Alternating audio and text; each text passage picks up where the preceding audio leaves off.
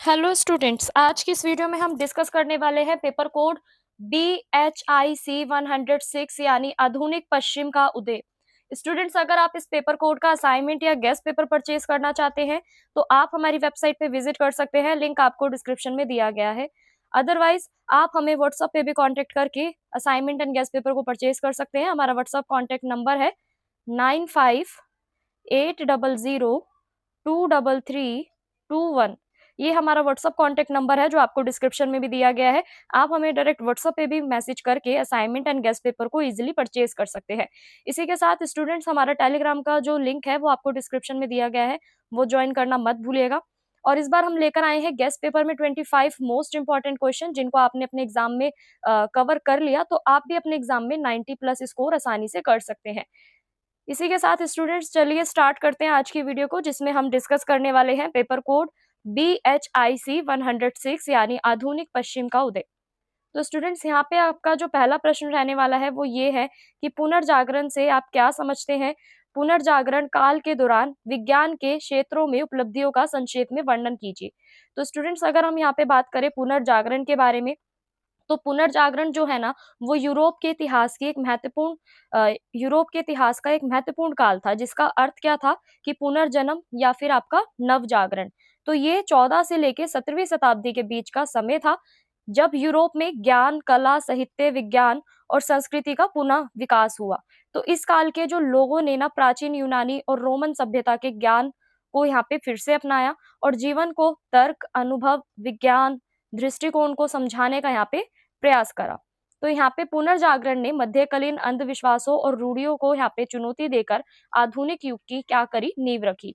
तो बेसिकली यहाँ पे आपका पुनर्जागरण क्या है, ये एक यूरोप के इतिहास का एक ऐसा टाइम है, एक ऐसा काल रहा है, बहुत ज्यादा यूरोप के इतिहास का एक महत्वपूर्ण मतलब ये काल रहा है, जो कि आपका 14 से लेके 17वीं शताब्दी के बीच का समय था। ठीक है, तो यहाँ पे पुनर्जागरण का मतलब क्या है, पुनः का मतलब यहाँ पे क्या है आपका पुनर्जागरण का मतलब आपका पुनर्जन्म या फिर आपका नवजागरण। ठीक है, तो ये वो समय था यूरोप के अंदर, यूरोप के इतिहास में, जब वहां पे ज्ञान, कला, साहित्य, विज्ञान, इन सब का क्या हुआ, पुनः विकास हुआ। तो इस काल में ना जितने भी आपके लोग थे ना, लोगों ने क्या करा, प्राचीन यूनानी और रोमन सभ्यता के ज्ञान को फिर से अपनाया। ठीक है, और जीवन को यहाँ पे उन्होंने तर्क दिया, अनुभव और जो आपके वैज्ञानिक दृष्टिकोण है ना, इससे उनको समझने का प्रयास करा। तो यहाँ पे आपका जो पुनर्जागरण है वो मध्यकालीन अंधविश्वासों और रूढ़ियों को यहाँ पे क्या दे रहा है, चुनौती दे रहा है। और फिर यहाँ पे आपको जो आधुनिक युग जो है उसकी नींव देखने को यहाँ पे मिली। वहीं अगर थोड़ा डिटेल में समझे पुनर्जागरण के अर्थ को, तो पुनर्जागरण का शाब्दिक अर्थ क्या है यहाँ पे कि फिर से जन्म लेना। ये कला आपका साहित्य का पुनर्जन्म नहीं था, बल्कि मानव की सोच, ज्ञान, वैज्ञानिक दृष्टिकोण का भी पुनर्जन्म था। तो इस काल में आपका मानववाद यानी आपका ह्यूमनिज्म का विकास हुआ, जिससे मनुष्य की बुद्धि, क्षमता, स्वतंत्र विचारों को यहाँ पे क्या दिया गया, महत्व दिया गया। तो लोगों ने यहाँ पे क्या करा, लोगों ने धर्म के साथ साथ तर्क और अनुभव को भी यहाँ पे क्या करा, ज्ञान का आधार माना। ठीक है, तो इसी कारण विज्ञान के क्षेत्र में यहाँ पे अनेक नई खोज और आविष्कार हुए। तो बेसिकली यहाँ पे आपका जो पुनर्जागरण का जो अर्थ है ना, वो क्या है कि फिर से जन्म लेना। यानी केवल ये आपका कला के अंदर और साहित्य के अंदर हमें पुनर्जागरण देखने को नहीं मिलता, बल्कि मानव का जो ज्ञान है, उसकी जो सोच है और उसका जो वैज्ञानिक दृष्टिकोण है, इसके अंदर भी हमें पुनर्जागरण देखने को मिलता है, या फिर हम कह सकते हैं पुनः जन्म देखने को मिलता है। तो इस काल में ना ज्यादातर आपका जो मानववाद जो था ना, ह्यूमनिज्म जो था, इसका डेवलपमेंट हुआ, विकास हुआ, जिसमें मानव की जो बुद्धि है, उसकी जो क्षमता है, ठीक है, स्वतंत्रता है, इन सारे विचारों को यहाँ पे क्या दिया गया, महत्व दिया गया। लोगों ने धर्म के साथ साथ यहाँ पे अपने तर्क, अनुभव, इन सारी चीजों का क्या माना, उन्हें ज्ञान का आधार माना। तो इसी कारण आपके जो विज्ञान के जो क्षेत्र है ना, उनमें जो नई नई खोजें हुई हैं, आविष्कार हुए, वो इसी के कारण हुए हैं। वहीं अगर हम बात करें पुनर्जागरण काल में विज्ञान के क्षेत्र में उपलब्धियां, यानी आपका पहला जो आपका विज्ञान का क्षेत्र है, इसमें कौन सी हमें उपलब्धि देखने को मिलती है, खगोल विज्ञान में प्रगति। खगोल विज्ञान में प्रगति की यहाँ पे स्टूडेंट्स बात करें तो पुनर्जागरण काल में आपका जो खगोल विज्ञान है ना, इसके क्षेत्र में महत्वपूर्ण परिवर्तन हमें देखने को मिले। ठीक है, महत्वपूर्ण परिवर्तन हुए। पहले ये माना जाता था कि जो आपकी पृथ्वी है ना वो ब्रह्मांड का केंद्र है और सूर्य तथा जो अन्य ग्रह हैं वो उसके चारों ओर घूमते हैं। लेकिन जो आपके पोलैंड के जो वैज्ञानिक थे ना, इन्होंने ये बताया कि जो आपका इन्होंने ये बताया यहाँ पे जो आपका सूर्य जो है ना वो ब्रह्मांड का केंद्र है और पृथ्वी सहित सभी जो ग्रह हैं वो चारों ओर घूमते हैं। तो इससे आपका जो सूर्य केंद्रित सिद्धांत है इसे ये भी कहा गया। तो इस सिद्धांत ने ना वैज्ञानिकों की सोच को एक नई दिशा दी। वहीं अगर हम बात करें यहाँ पे अगले पॉइंट की, तो यहाँ पे आपका जो गैलीलियो जो है, गैलीलियो का जो योगदान है वो क्या रहा है? तो इटली के आपके एक वैज्ञानिक थे, ठीक है, जिनका नाम था गैलीलियो। इन्होंने क्या करा, इन्होंने दूरबीन में ना सुधार करके कुछ ऐसे आपके आकाशीय पिंड जो थे, पिंडों का यहाँ पे आकाशीय पिंडों का यहाँ पे इन्होंने क्या करा, अध्ययन करा। उन्होंने चंद्रमा की सतह, बृहस्पति के उपग्रहों और सूरज के जितने भी आपके धब्बे हैं ना, इन सब का क्या करा, अवलोकन करा। उनके शोधों ने कोपरनिकस के जो सिद्धांत थे इसको यहाँ पे मजबूत आधार प्रदान करा। तो गैलीलियो को यहाँ पे आधुनिक विज्ञान का भी जनक यहाँ पे माना जाता है।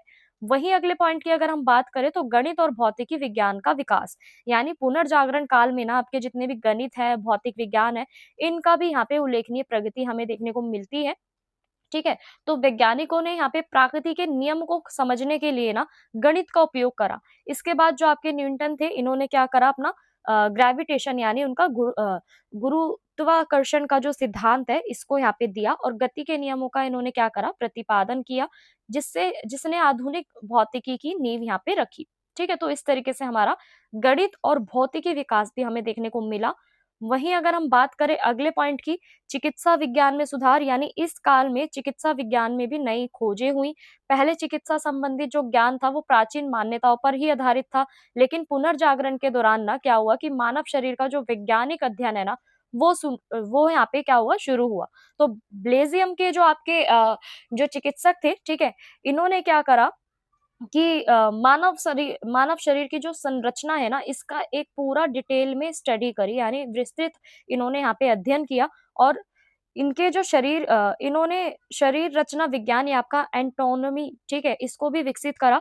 इससे चिकित्सा विज्ञान और अधिक जो आपका वैज्ञानिक है और जो प्रभावी है वो यहाँ पे हमें बनता हुआ नजर आया। वहीं अगर हम बात करें मुद्रा काल का आविष्कार, तो यहाँ पे जर्मनी के जो जॉनसन जो गुटबर्ग है, इन्होंने क्या करा यहाँ पे, इन्होंने मुद्रण यंत्र यानी आपका प्रिंटिंग प्रेस का भी आविष्कार किया। इससे जितने भी आपकी पुस्तकें थी उनका प्रकाशन करना आसान और सस्ता हो गया। वैज्ञानिक विचारों और नई खोजों का यहाँ पे जो प्रसार है वो बहुत तेजी से होने लगा, जिससे जो आपकी शिक्षा है, ज्ञान है, उसका भी विस्तार हुआ। वहीं अगले पॉइंट की बात करें तो वैज्ञानिक पद्धति का विकास, यानी पुनर्जागरण काल की सबसे बड़ी उपलब्धियों में से ये एक था। वैज्ञानिक पद्धति यानी आपका साइंटिफिक मेथड, इसका भी विकास हुआ। वैज्ञानिकों ने यहाँ पे प्रयोग, निरीक्षण और तर्क के आधार पर भी अपने क्या निकाले, निष्कर्ष निकालने की जो प्रक्रिया है उसको अपनाया। तो इससे आपका जो विज्ञान के क्षेत्र में जितने भी अंधविश्वास है ना, इनसे मुक्त होकर हमें जो आपके जो प्रमाण आधारित जो विषय हैं वो यहाँ पे बन गए थे। तो इस तरीके से आपका जो साइंटिफिक मेथड है, इनका भी क्या हुआ, विकास यहाँ पे हुआ, डेवलपमेंट हुआ। वहीं अगर हम बात करें इस प्रश्न के निष्कर्ष की, तो निष्कर्ष क्या कहता है कि पुनर्जागरण जो है ना वो मानव इतिहास का एक क्रांतिकारी युग था। इसने लोगों को स्वतंत्र रूप से सोचने, प्रश्न पूछने, वैज्ञानिक दृष्टिकोण अपनाने की यहाँ पे प्रेरणा दी। खगोल विज्ञान, चिकित्सा, गणित, भौतिकी विज्ञान तथा जो आपके मुद्रण काल के जितने भी क्षेत्र है ना, इन सब में प्रगति हुई। आधुनिक विज्ञान की यहाँ पे जो नींव थी वो भी मजबूत रखी गई। इसलिए पुनर्जागरण को यहाँ पे आधुनिक वैज्ञानिक युग का प्रारंभ भी माना जाता है। ठीक है, वहीं आपका अगला प्रश्न क्या कहता है कि मुद्रण संस्कृति के उदय से हुए परिवर्तनों तथा सुधार में इसकी भूमिका का वर्णन कीजिए। यानी जो आपका मुद्रण संस्कृति है उसके उदय के बाद जितने भी उसमें परिवर्तन हुए, जितने भी सुधार थे, तो उनमें उनकी क्या भूमिका रही है, तो हमें बताना है। तो देखो यहाँ पे जो आपका मुद्रण जो संस्कृति है ना, इसका अर्थ यहाँ पे क्या है कि छापा खाने के माध्यम से पुस्तकों, समाचार पत्रों, पत्रिकाओं और अन्य लिखित सामग्री का बड़े पैमाने पर प्रकाशन और प्रसार 15वीं शताब्दी में यहाँ पे गुटेनबर्ग द्वारा यहाँ पे आपका मुद्रण प्रेस का जो आविष्कार है, इसने पूरे विश्व में एक महत्वपूर्ण परिवर्तन ये लेकर आया। इससे आपका जो ज्ञान है, जो सूचनाओं का जो प्रसार है वो बहुत तेजी से होने लगा तथा समाज, राजनीति, शिक्षा और धर्म के क्षेत्रों में भी यहाँ पे हमें बहुत सारे बदलाव देखने को मिले। जैसा अभी हमने ऊपर समझा उस प्रश्न में कि जो आपके जो प्रिंटिंग प्रेस जो है ना, उसका भी यहाँ पे क्या हो गया था, उसका भी शुरुआत हो गई थी, ठीक है? और इसमें हमें क्या बताना है इस प्रश्न में कि जो आपकी मुद्रण संस्कृति जो है, उसका अर्थ क्या था यहाँ पे कि आपका जितनी भी पुस्तकें हैं, ठीक है? जितने भी समाचार पत्र हैं, पत्रिकाएँ, उनकी जितनी भी सामग्री है ना, उनके बड़े पैमाने पर उनका प्रकाशन करना, यानी उनको छापना, ठीक है? उनको प्रकाशित करना और उनका प्रसार करना। तो 15वीं शताब्दी के जो आपके यहाँ पे गुटेनबर्ग जो थे, इन्होंने क्या करा था, प्रिंटिंग प्रेस यानी आपकी मुद्रण प्रेस के यहाँ पे आविष्कार करा, जिसने पूरे इतिहास में एक महत्वपूर्ण परिवर्तन ये लेकर आया। इससे क्या हुआ, जो आपका जो नॉलेज थी ना, जो आपकी इन्फॉर्मेशंस थी, ठीक है? यानी ज्ञान और जो सूचनाओं का जो प्रसार था, वो बहुत तेजी से होने लगा, ठीक है? समाज, राजनीति, शिक्षा, धर्म, इन सब में भी हमें क्या देखने को मिला, फिर एक बड़ा बदलाव देखने को मिला। वहीं अगर हम अगली पॉइंट की बात करें तो मुद्रण संस्कृति के उदय से हुए परिवर्तन, यानी मुद्रण संस्कृति के विकास ने शिक्षा के क्षेत्र में बहुत क्रांति ला दी थी। पहले जो आपकी पुस्तकें थी वो हाथ से लिखी जाती थी, इसलिए वो बहुत ज्यादा महंगी होती थी और दुर्लभ होती थी। तो मुद्रण जो प्रेस था ना, यानी प्रिंटिंग प्रेस के आने के बाद आपकी जितनी भी पुस्तकें थी ना, उन पुस्तकों का उत्पादन जो था वो बड़ी संख्या में होने लगा, जिससे उनकी जो कीमत है वो कम हुई और आम लोगों तक जो शिक्षा है वो पहुंचने लगी। इससे आपका साक्षरता दर में वृद्धि हुई और लोगों में जो पढ़ने को लेकर जो रुचि है, इंटरेस्ट जो है वो और भी ज्यादा डेवलप हुआ। वहीं अगर हम अगले पॉइंट की बात करें तो यहाँ पे जो आपका मुद्रण संस्कृति थी ना, इसने क्या करा, ज्ञान और विचारों के प्रसार को यहाँ पे बहुत तेज करा, ठीक है? वैज्ञानिक, दार्शनिक और साहित्यिक विचार अब अधिक लोगों तक यहाँ पे क्या होने लगे, पहुंचने लगे। नई खोजों, आविष्कारों की जानकारी विभिन्न देशों में फैलने लगी, जिससे जो आपकी विज्ञान है, तकनीक है, इसका भी विकास हुआ। लोगों को यहाँ पे विभिन्न विषयों पर जानकारी मिलने लगी और उनका जो बौद्धिक विकास है, यानी कॉग्निटिव डेवलपमेंट जो है वो भी होने लगा। तो यहाँ पे आपका जो मुद्रण संस्कृति जो थी ना, इसमें क्या हुआ, लोगों के ज्ञान में और विचारों में बहुत तेजी से यहाँ पे प्रसार होने लगा। जितने भी आपके वैज्ञानिक, दार्शनिक, साहित्यिक जो विचार थे, अब वो अधिक से अधिक लोगों तक यहाँ पे पहुंचाए जाने लगे। नई नई खोज, नई नई आविष्कारों की जानकारी भी अलग अलग देशों में फैलने लगी, जिससे क्या हुआ, आपका जो विज्ञान है, जो तकनीकी का जो विकास है, यहाँ पे हमें देखने को मिला। तो लोगों को यहाँ पे ना विभिन्न विषयों की जो जानकारी है वो मिलने लगी आसानी से और उनका जो बौद्धिक विकास है वो भी यहाँ पे होने लगा।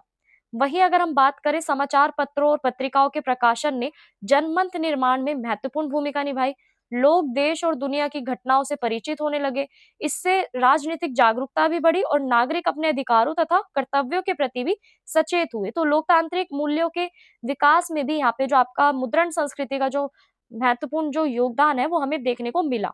वही साहित्य और भाषा के विकास में भी जो आपका मुद्रण संस्कृति है, इसका बड़ा योगदान रहा है, ठीक है? विभिन्न भाषाओं में आपकी जो पुस्तकें थी, जो आपके साहित्य थे, यानी लिटरेचर्स जो थे आपके, वो यहाँ पे छपने लगे, यानी प्रकाशित होने लगे, जिससे जो आपकी स्थानीय भाषा है ना, उनका भी यहाँ पे डेवलपमेंट होना शुरू हो गया, यानी विकास होना शुरू हो गया।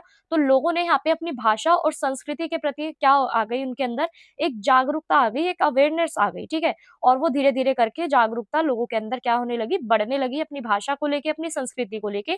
तो यहीं से आपका क्या हुआ, राष्ट्रीय चेतना का भी विकास हुआ।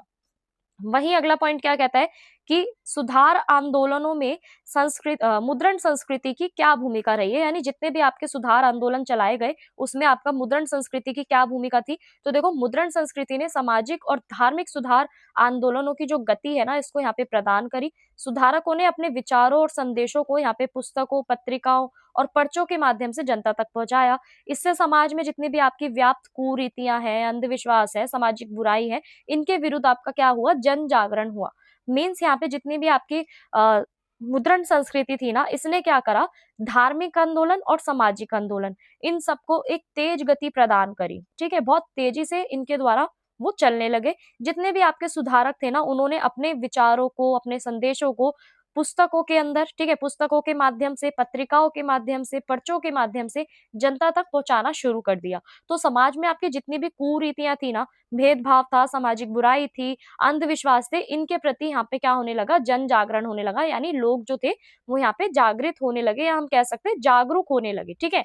तो यहाँ पे जितने भी आपके धार्मिक सुधार आंदोलन थे ना, इन्होंने धार्मिक सुधार आंदोलन में ना आपकी जो मुद्रण संस्कृति है, यहाँ पे इसको विशेष इसकी भूमिका रही है। धार्मिक ग्रंथों के विभिन्न भाषाओं में आपको यहाँ पे प्रकाशित होने लगे, ठीक है? होने से क्या हुआ कि जो आपकी आम जो लोग है ना, उन्हें पढ़ने और समझने लगे। यानी धार्मिक सुधार आंदोलनों में जो आपकी मुद्रण संस्कृति है, इसकी विशेष भूमिका रही। जितने भी आपके धार्मिक ग्रंथ हैं, उन्हें अलग-अलग भाषाओं में यहाँ पे क्या करने लगा, प्रकाशित यहाँ पे होने लगा, जिससे जितने भी आम लोग थे ना, वो उसे आसानी से पढ़ सके अपनी भाषा में।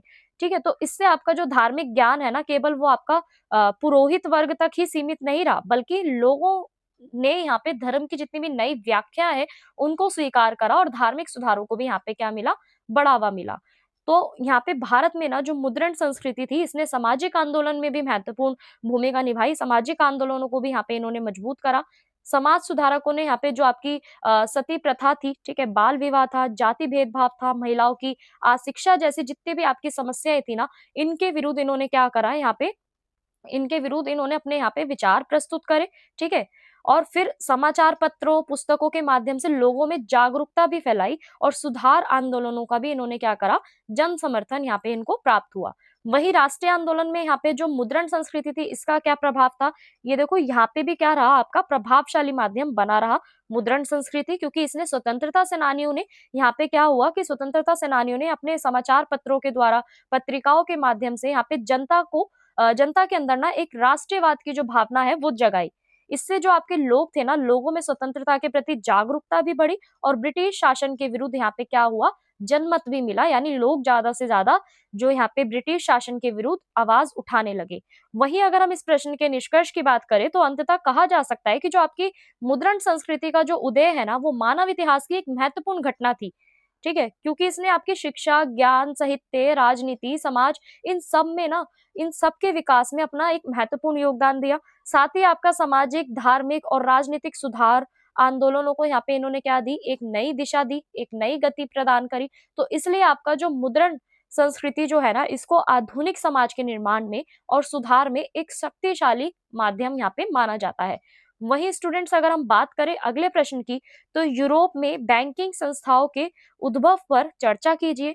इन्होंने वित्तीय लेन देन को किस प्रकार से यहाँ पे आपका सुविधाजनक बनाया है? तो अगर हम बात करें यूरोप में जो आपकी बैंकिंग संस्थाएं हैं, इनका उद्भव यहाँ पे कैसे हुआ? तो यूरोप के ना आर्थिक विकास में यहाँ पे जितनी भी आपकी बैंकिंग संस्थाएं हैं, इनका महत्वपूर्ण योगदान रहा।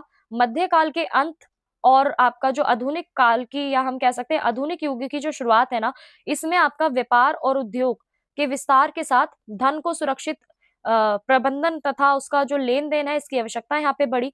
इसी आवश्यकताओं को पूरा करने के लिए जो आपकी बैंकिंग संस्थाएं है ना, इनका उद्भव हुआ।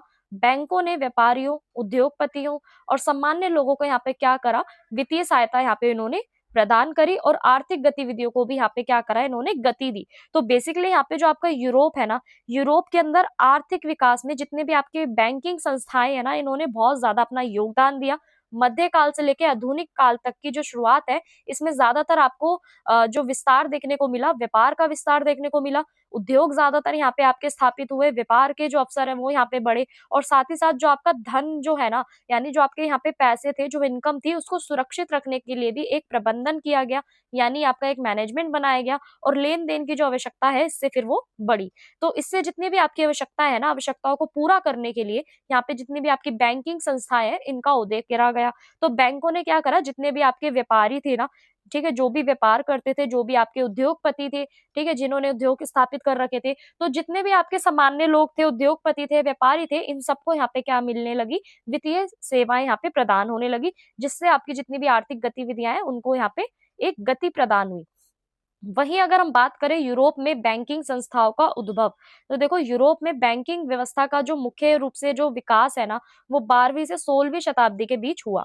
प्रारंभिक बैंक जो थे आपके, वो इटली के नगर जैसे आपका वेनिस, फ्लोरेंस और आपके जोनोआ में स्थापित हुए। इन नगरों का जो समुद्री व्यापार जो था ना, वो बहुत ज्यादा विकसित था, जिसके कारण व्यापारियों को यहाँ पे धन जमा करने, ऋण लेने और भुगतान करने जैसी जितनी भी आपकी सुविधाएं हैं, उनकी आवश्यकता महसूस हुई। ठीक है, तो आपका जो इटली का जो प्रसिद्ध था ना, मेडिच परिवार, ठीक है, मेडिच जो आपका परिवार है, यहाँ पे बैंकिंग क्षेत्र में सबसे आगे ये माना जाता है, क्योंकि मेडिच बैंक ने यूरोप के विभिन्न देशों में अपनी शाखाएं स्थापित करी और अंतरराष्ट्रीय व्यापार को भी इन्होंने बढ़ावा दिया। इसके बाद जितने भी आपके अन्य देश है ना, जैसे आपका इंग्लैंड है, फ्रांस है, नीदरलैंड है, इन सभी में आपकी जितनी भी बैंकिंग संस्थाएं, इनका हमें विकास देखने को मिला।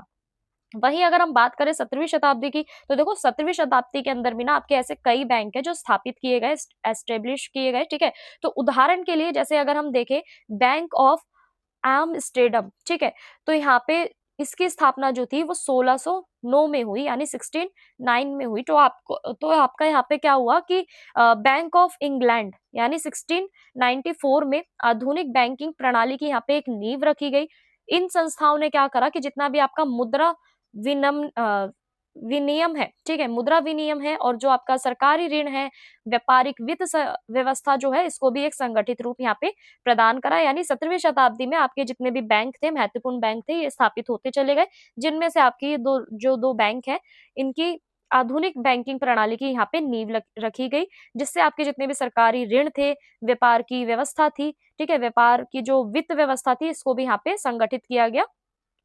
वहीं अगर हम बात करें अगले पॉइंट की, तो यहाँ पे अगला पॉइंट क्या है कि वित्तीय लेन देन को सुविधाजनक बनाने में बैंकों की क्या भूमिका रही। तो देखो, अगर यहाँ पे भूमिका की बात करें बैंकों की वित्तीय लेन देन में, तो सबसे पहला पॉइंट क्या है कि धन की सुरक्षित जमा व्यवस्था, यानी बैंकों ने लोगों को अपना धन सुरक्षित रखने की सुविधा दी। इससे जो आपकी चोरी है, धन का जो खोने का खतरा है, ये भी आपका कम हो गया। तो व्यापारी बड़ी मात्रा में अपना नगद जो धन है ना, उसे लेकर यात्रा करने की बजाय वो क्या कर सकते थे, बैंक में धन जमा करा सकती थी। तो यहाँ पे आपको जो आपके जो पैसे हैं, जो आपका जो धन जो है ना, इसको भी एक क्या मिली, सुरक्षा यहाँ पे मिली बैंकों के द्वारा। लोगों ने अपने पैसों को यहाँ पे बैंकों में जमा कराना शुरू कर दिया। जितने भी आपके बड़े बड़े व्यापारी थे, वो पहले क्या करते थे, धन को लेकर यात्रा करते थे, लेकिन अब वो क्या करते हैं, वो बैंकों में धन को जमा करा सकते हैं, जिससे उनका जो धन चोरी होने का जो डर है, खोने का जो डर है, वो कम हो गया है। वहीं अगला पॉइंट क्या कहता है कि ऋण प्रदान करना, यानी बैंक जो है वो व्यापारियों को, किसानों को और उद्योगपति को यहाँ पे क्या देने लगे, ऋण देने लगे। इससे जितने भी आपके नए व्यापार के जो अवसर है ना, वो शुरू हो गए, उत्पादन भी बढ़ने लगा, यानी प्रोडक्टिविटी बढ़ने लगी, और आर्थिक गतिविधियों का यहाँ पे जो विस्तार है ना, वो भी होने लगा। वही अगला पॉइंट क्या कहता है आपका कि मुद्रा विनियम की सुविधा, यानी यूरोप में ना विभिन्न देशों को अलग अलग यहाँ पे जो थी मुद्राएं यहाँ पे प्रचलित थी। यानी यूरोप के अंदर अलग अलग आपकी जितनी भी करेंसी थी, वो यहाँ पे हमें देखने को मिली। बैंक विदेशी मुद्राओं के विनिमय, ठीक है, विनियम का कार्य यहाँ पे करता है, और जिससे आपका जो अंतरराष्ट्रीय व्यापार है ना, ये भी आसान हो गया। वहीं अगर हम अगले पॉइंट की बात करें, तो विनियम विनियम पत्र, यानी आपका, ठीक है, तो इसमें आपका जो विनिमय पत्र जो है ना, इसमें बैंकों ने क्या करा कि विनिमय पत्र का यहाँ पे उपयोग करना शुरू किया। इससे जितने भी आपके व्यापारी है ना, वो बिना नगद ले जाने और एक एक स्थान से दूसरे स्थान पर जो भुगतान है वो इजीली यहाँ पे कर सकते थे, और ये जो प्रणाली है वो आपकी सुरक्षित और सुविधाजनक यहाँ पे थी। वही अगला पॉइंट क्या है कि चेक और बैंक ड्राफ्ट की व्यवस्था भी हमें देखने को मिली। यानी बैंकों ने यहाँ पे चेक और बैंक ड्राफ्ट जैसी जितनी भी आपकी सुविधाएं वो देना शुरू कर दी थी। इससे जो आपकी बड़ी जो राशि है ना, उसका भुगतान सरल और सुरक्षित रूप से यहाँ पे किया जाने लगा, यानी सरल और सुरक्षित तरीके से किया जाने लगा। वहीं अगला पॉइंट क्या है कि आपका अंतरराष्ट्रीय व्यापार को भी यहाँ पे बढ़ावा मिला, यानी बैंकिंग संस्थाओं ने विभिन्न देशों के व्यापारियों के बीच जो आपका वित्तीय संबंध जो है वो स्थापित करना शुरू कर दिया था। इसके कारण यूरोप में ना आपके जितने भी महाद्वीप है ना, इनके बीच जो व्यापार है, ठीक है, जो बिजनेस जो है यहाँ पे आपका, वो बहुत तेजी से बढ़ने लगा। वहीं अगर हम बात करें अगले पॉइंट की, तो पूंजी निर्माण में भी इन्होंने सहायता करी। यानी बैंकों ने ना लोगों को यहाँ पे लोगों की जो बचत है ना, उसको भी एकत्रित करके क्या करा, उद्योगों और व्यापारियों में यहाँ पे निवेश कर दिया। ठीक है, इससे जितने भी आपके औद्योगिक विकास जो है, उसको भी यहाँ पे हमें देखने को मिला, औद्योगिक विकास को भी, और यहाँ पे जितनी भी आपकी आर्थिक प्रगति है ना, उसको भी यहाँ पे बल मिला। वहीं अगर स्टूडेंट्स हम बात करें इस प्रश्न के निष्कर्ष की, तो निष्कर्ष क्या कहता है कि यूरोप में बैंकिंग संस्थाओं का जो उद्भव है, वो आर्थिक इतिहास की सबसे महत्वपूर्ण घटना मानी जाती है। इन्होंने धन की सुरक्षा, ऋण सुविधा, मुद्रा विनिमय, ठीक है, और जो आपका जो चेक है और विनिमय पत्र जैसी जितनी भी आपकी सेवाएं हैं, इसको प्रदान करी, और साथ ही साथ जो आपका वित्तीय लेन देन जो है, इसको भी सरल, सुरक्षित और तेज बनाया। जितने भी आपकी बैंकिंग व्यवस्था जो थी ना, बैंकिंग व्यवस्था ने व्यापार, उद्योग और अंतरराष्ट्रीय आर्थिक संबंधों के में भी अपना जो विकास की जो भूमिका है वो महत्वपूर्ण निभाई। आधुनिक आर्थिक प्रणाली की भी यहाँ पे नींव रखी गई, और इस प्रकार बैंक की जो आपकी यूरोप में जो आर्थिक उन्नति जो है और आधुनिक पूंजीवाद की जो व्यवस्था है, इसके भी हमें क्या देखने को मिले, विकास जो थे यहाँ पे प्रमुख आधार देखने को हमें मिले। वही अगला प्रश्न आपका क्या कहता है कि 16वीं शताब्दी की यूरोपीय अर्थव्यवस्था की कुछ मुख्य प्रवृत्तियों का यहाँ पे प्रवृत्तियों को रेखांकित कीजिए।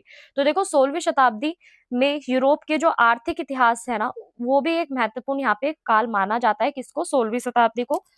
तो अगर हम यहाँ पे बात करें 16वीं शताब्दी की, तो 16वीं शताब्दी को भी यहाँ पे यूरोप का जो यहाँ पे आपका काल है ना, उसके अंदर यहाँ पे महत्वपूर्ण, यूरोप का जो इतिहास काल है उसके अंदर ये महत्वपूर्ण माना जाता है। क्यों माना जाता है? क्योंकि यहाँ पे आपका कम समय में जो आपका, हम कह सकते हैं इस समय में ना ज्यादातर आपका जो यूरोप है ना, यूरोप में व्यापार, उद्योग, कृषि, है ना, और वित्त के जितने भी आपके क्षेत्र हैं, इन सब में बड़ा परिवर्तन हमें देखने को मिला।